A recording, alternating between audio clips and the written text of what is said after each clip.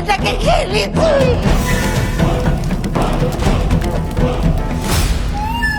ওকে একেবারে এখান থেকে নিয়ে যান। এ আপনি কি বলছেন? আমার মতো শাশুড়ি পেয়েছে না, সেই জন্য জীবন একেবারে বদলে গেছে।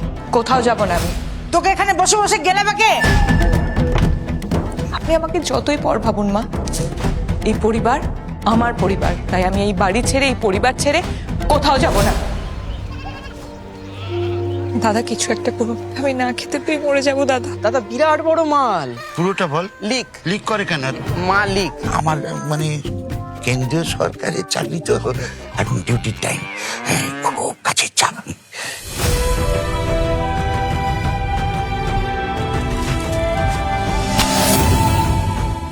এটা গ্রামীণ স্বাস্থ্য কেন্দ্র। নমস্কার, আমি সুজন সামন্ত, গ্রামীণ জীবনে যে কোনো দরকারে সরকারের প্রতিনিধি। পশ্চিমবঙ্গ সরকারের আনন্দধারা প্রকল্পের নাম শুনেছেন? সেই প্রকল্পে সরকার লোন দেয়, মেয়েরা স্বনির্ভর হয় সরকারি টাকায়।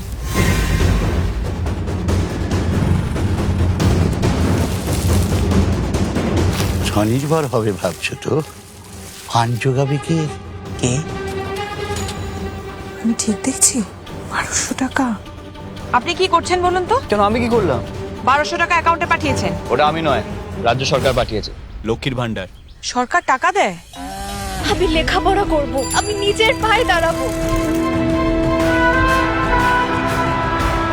আপনি যাতে মাসে মাসে 1000 টাকা করে বার্ধক্য ভাতা পান, সেই ব্যবস্থাও কিন্তু আপনার বৌমা করছেন। মাসে মাসে 1000 টাকা? তোমার স্বাস্থ্যসাথী কার্ড নেই?